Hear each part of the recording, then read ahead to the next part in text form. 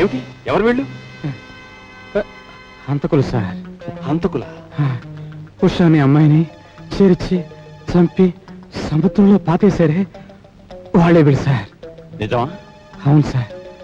ఇవన్నీ నిజాలు sir. Sir మీరు గవర్నమెంట్ లాయర్ కదా అని ఇక్కడ తీసుకొచ్చాను సార్.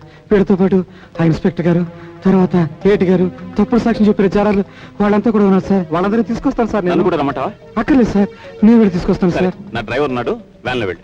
ఎందుకు సార్? నేను తీసుకొస్తాను. ఏం పర్వాలేదు, అంతమంది ఎలా తీసుకొస్తాను? వెళ్ళు సార్. వీళ్ళు లోపల పెట్టండి. నేను జాగ్రత్త చూసుకుంటాను. వెళ్ళు వెళ్ళు. వెళ్ళవయ్యా వెళ్ళు.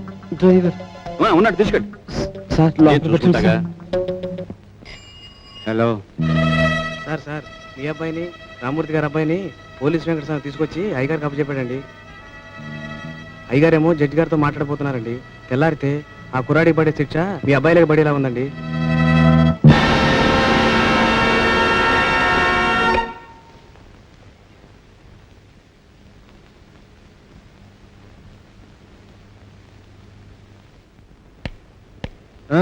లే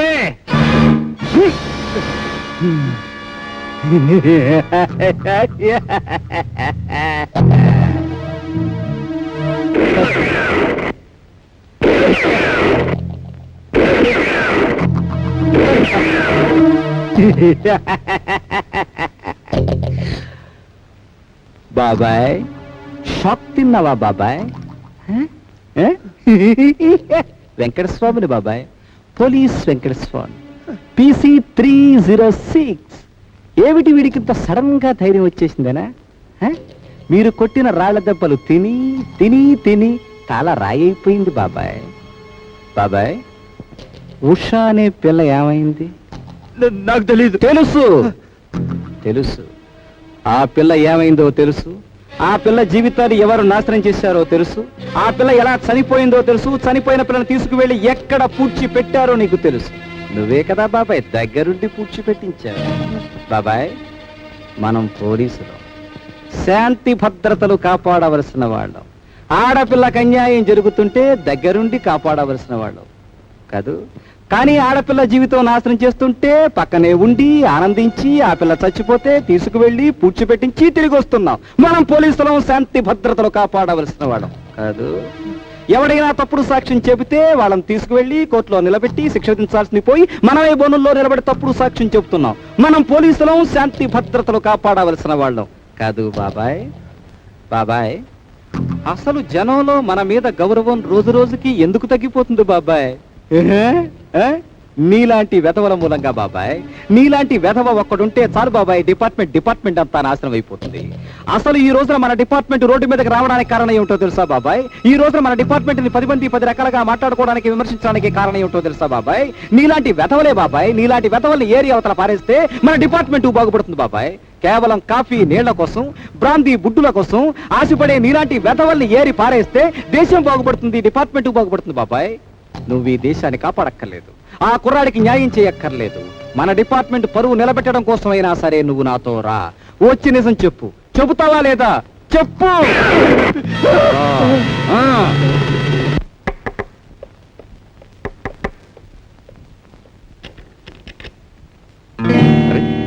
ఏమిటిలా వచ్చారు? మీతో విషయం మాట్లాడాలి. రండి.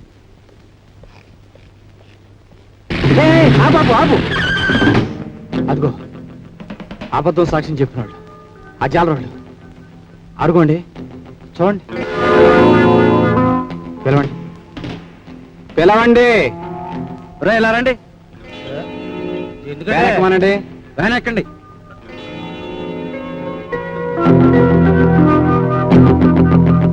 తొందరగా రమ్మనండి. త్వరగా రండి. వస్తున్నామండి. నో నో నో, మీరు మీ బిడ్డల గురించి ఆలోచిస్తున్నారు. కానీ మీ బిడ్డ లాంటి మరో బిడ్డకు ఉరిశిక్ష పడబోతోంది. ఆ తల్లి మాట ఏమిటి, ఆ చెల్లెళ్ళ మాట ఏమిటి? ఇన్నాళ్ళు నిజం తెలియక నేను ఆ రవే హంతకుడు అనుకున్నాను. కానీ నిజం తెలిసిన తర్వాత, యథార్థం బయటపడ్డ తర్వాత ఆ రవిని కాపాడాలి, నా వృత్తిని కాపాడుకో. చూడండి భానుమూర్తి గారు, రామూర్తి గారు, ఈ విషయంలో మీకు నేను సహాయం చేయలేనందుకు మరలో అనుకోకండి. నన్ను వదిలేయండి ప్లీజ్. 50,000. నన్ను మరీ మొహమాట పెట్టేస్తున్నారు. 1,00,000. నాకు ధైర్యం చాలటం లేదు. 1,50,000. నేను నోరెత్తలేకపోతున్నాను. 2, 3 లక్షలండి. ఏమిటండి ఆలోచిస్తారు? న్యాయం న్యాయం న్యాయం. పోయిన సంవత్సరం మన వాడికి మెడికల్ సీట్ ఎందుకు రాలేదు? డొనేషన్ కట్టగే కదా రాలేదు. 100కి 90 మార్కులు వచ్చిన వాడికి డొనేషన్ కట్టడం న్యాయం అంటారా? ఏమిటండి 5 సంవత్సరాలుగా మన పిల్లలకు పెళ్ళెందుకు చేయలేకపోతున్నాం? కట్నం ఇవ్వలేకే కదా. ప్రభుత్వం కట్నం తీసుకోవడం తప్పందిగా, మరి కట్నాలు అడగడం న్యాయం అంటారా? వీటన్నిటికీ లేని న్యాయం మనకెందుకండి?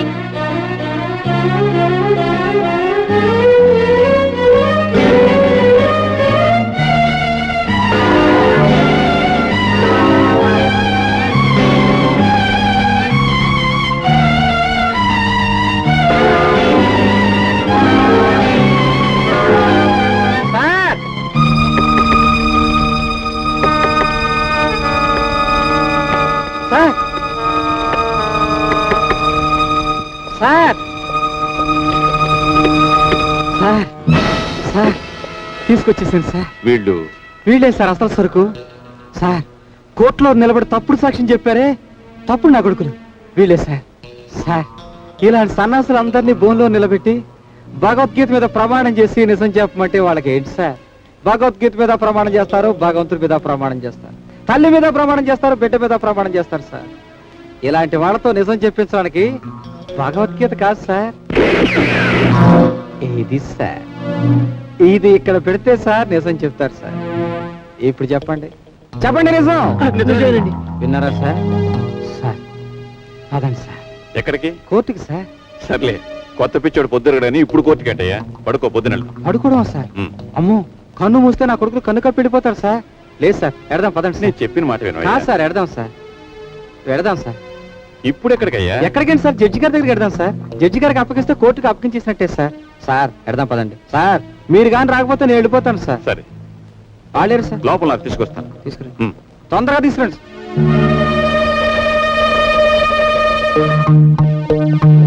ఇరుగో తీసుకు. రండి సార్, పద. రండి పదండి.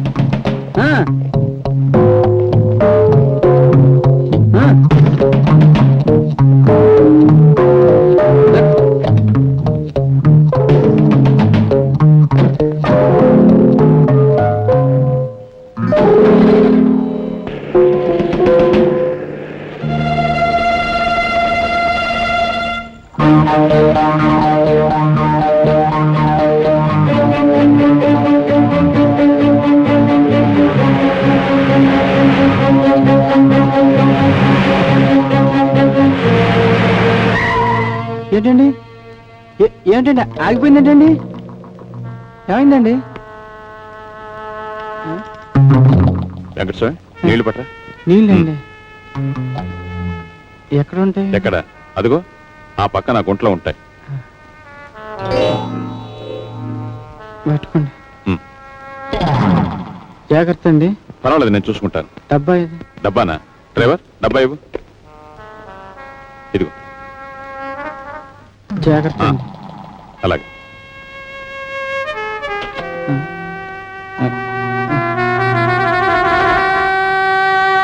అక్కడేనండి? అక్కడే, ఆ గుంట్లోనే ఉంటాయి. డ్రైవర్,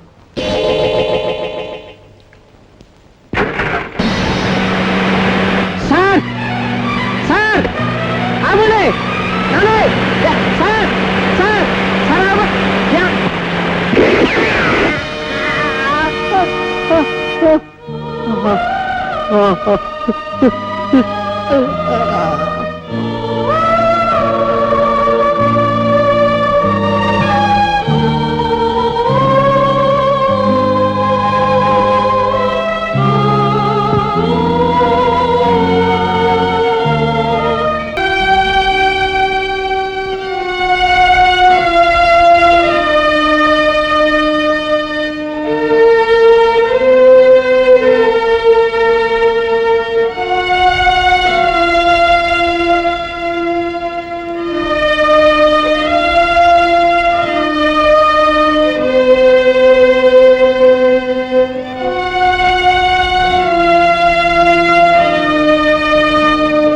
హత్య కేసులో ముద్దాయిగా అరెస్టు చేయబడ్డ రవీంద్రబాబు ఉషను ప్రేమించి నమ్మకంగా వంచించి హత్య చేశాడని సాక్ష్యాధారాల దృష్ట్యా కోర్టు వారు నమ్ముతున్నారు.